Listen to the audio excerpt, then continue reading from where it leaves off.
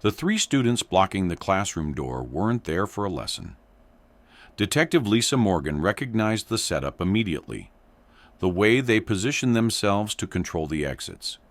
How the leader's hand kept moving to his waistband, where something metal caught the light. The calculated intimidation in their body language as they demanded her purse and phone.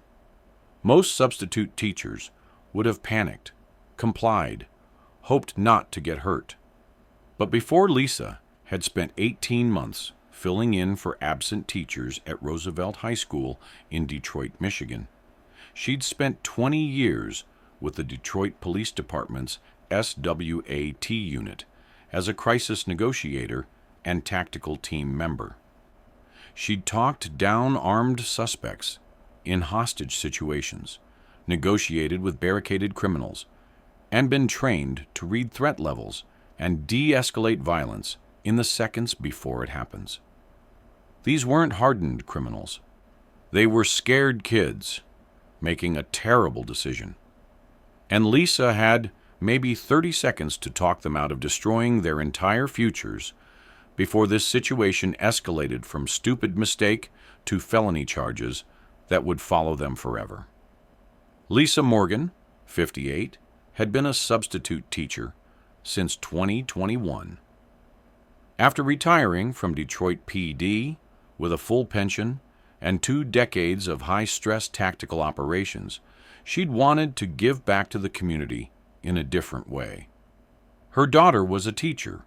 Lisa had seen the impact educators could have on kids' lives.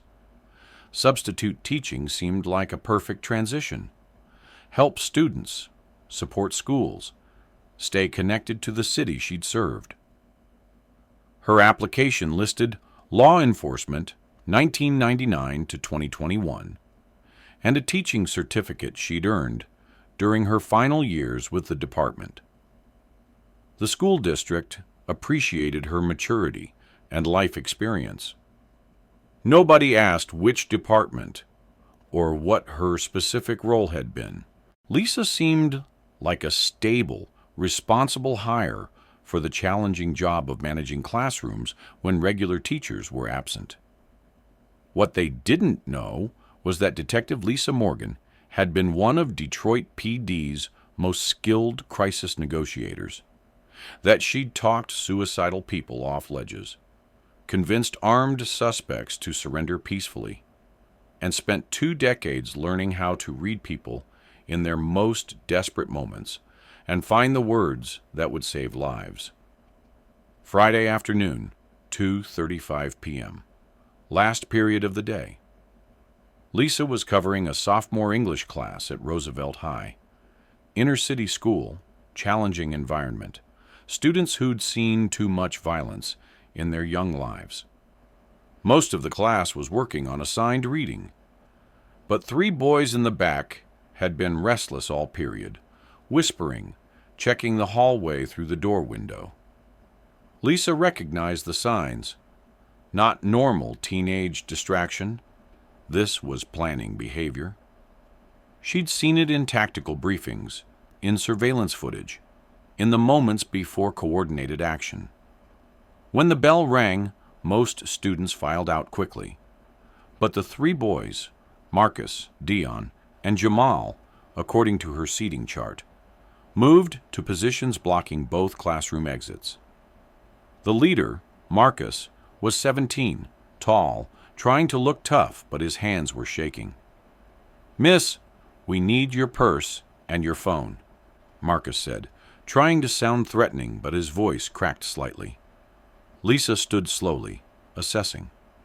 Marcus's hand moved to his waistband. Something there? Maybe a gun? Maybe not. Dion and Jamal were nervous. Followers, not leaders. This was Marcus's play, and he was terrified. 20 years of training activated. Read the room. Identify the decision maker. Assess genuine threat level versus posturing. Find leverage. De-escalate. "Marcus, before you finish that sentence, I need you to think about something," Lisa said calmly, not moving toward her purse or phone. Her voice carried the authority of someone who'd negotiated with people far more dangerous than 3 scared teenagers. Marcus froze, surprised she'd used his name, surprised by her tone. "You know what happens if you rob a teacher?" Lisa continued, making eye contact with each boy. "Not just suspension. Felony armed robbery. That's adult court. That's prison time. That's your entire future. College, jobs, everything, gone in the next 60 seconds. "Just, give us your stuff," Dion said, but his voice wavered. "I'm not giving you anything," Lisa replied, still calm, "because I'm not going to help you destroy your lives. I've been doing this job long enough to know when someone's making the worst decision of their life, and I'm looking at 3 of you right now." Marcus's hand moved again toward his waistband. "You don't know what you're talking about." "Actually, I do. 20 years with Detroit Police SWAT. Crisis negotiator. I've talked to hundreds of people in situations a lot worse than this.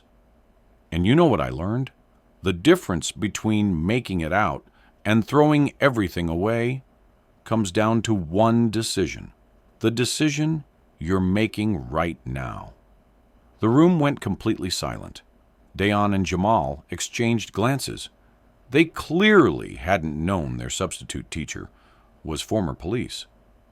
Lisa took a controlled step forward, not threatening, just closing distance. "Marcus, what's in your waistband? Is that even real?" His hand instinctively moved away. That told Lisa everything. Probably a BB gun or no weapon at all. Just intimidation. "Doesn't matter if it's real," Lisa continued. "The moment you threaten someone with it, it becomes armed robbery. But here's what I'm offering. In the next 10 seconds, you 3 walk out that door like nothing happened. You made a stupid plan. You got scared, you didn't follow through. That's just bad judgment. Everyone is entitled to bad judgment at 17. But if you take one more step, if you actually go through with this, I call school security and Detroit PD, and your lives change forever. Which choice are you making?" Marcus's tough facade was cracking. His hands were shaking more visibly now. "We need money. My mom's behind on rent." "Then we talk about that," Lisa interrupted. "After school, in the counselor's office, like normal people solving problems, not like criminals destroying futures. You're not criminals, Marcus. You're just scared kids who were about to make a massive mistake." 30 seconds passed. Nobody moved. The tension was suffocating. Then Marcus took a step back. "This is stupid. Let's go." Dayon and Jamal looked relieved, following Marcus toward the door, but Lisa wasn't done. "Marcus, Dayon, Jamal, stop." They froze, terrified she was going to report them anyway. "Monday morning, 7:30 a.m., counseling office. All 3 of you. We're going to talk about whatever's going on that made you think this was your only option. You show up, we handle it the right way. You don't show up, I assume you're still making terrible decisions, and I involve people who won't be as understanding as I am. Clear?" They nodded, silent. "Get out of here. And think very hard this weekend about how close you just came to destroying everything." They left quickly, not looking back. Lisa waited until they were gone, then locked the classroom door and sat down, her hands finally shaking. 20 years of negotiating armed situations, and this had been one of the scariest, because these were kids, not criminals, and the stakes were their entire futures. She reported the incident to school administration, but framed it carefully. 3 students made a poor decision, but backed down when confronted. I believe they need counseling and support, not criminal charges. They showed up to a crisis moment and made the right choice to walk away. The principal, aware of Lisa's background, trusted her assessment. The three boys were referred to counseling rather than police. Monday morning, all three showed up at 7:30 a.m. Over the next 3 months, Lisa worked with the counseling staff to address what had driven them to that moment. Marcus's family eviction crisis, Dayan's father in prison, Jamal's untreated anxiety about gang pressure. All problems that had solutions that didn't involve robbery. By the end of the semester, Marcus was working part-time through a school-arranged program, helping his mother with rent. Dayan was connected with a mentorship program for students with incarcerated parents. Jamal was seeing a therapist and learning to manage his anxiety without making destructive choices. "Miss Morgan," Marcus approached her on the last day of school. I need to say thank you. That day in your classroom, if you'd called the cops like most teachers would have, my life would be over. Instead, you gave us a chance." Lisa's response was measured. "I gave you information. You made the choice." That's the difference between being a victim of your circumstances and being someone who overcomes them. You chose to walk away from a felony. That was you, not me. But you knew we were just scared. You knew we weren't really... I knew you were kids, making a terrible decision, Lisa interrupted. And I've spent 20 years learning that most people, even in their worst moments, will make the right choice if someone gives them a chance to see what they're really choosing between. You three saw it. You made the right call. The story eventually reached the local news, not through Lisa, but through Marcus's mother, who wanted people to know about the substitute teacher who'd changed his son's life. Former SWAT negotiator uses crisis skills to save students from felony charges. Detroit Public Schools offered Lisa a full-time position developing intervention programs for at-risk students. She accepted, creating curriculum based on her 2 decades of crisis negotiation, teaching kids how to recognize decision points, understand consequences, and choose differently when pressure hits. Lisa Morgan no longer substitutes randomly. She works full-time at Roosevelt High, running a program called Critical Decisions that teaches students the same de-escalation and critical thinking skills she learned in SWAT training. She's intervened in dozens of situations that could have ended in violence, expulsion, or criminal charges. Marcus graduated, got accepted to community college, stayed out of trouble. Dayan and Jamal followed similar paths, not perfect, but alive, free, and with futures still intact. People ask me if I miss police work, Lisa says. I tell them this is police work, preventing crime by giving kids options before they make choices that can't be undone. It's just a different uniform and better hours.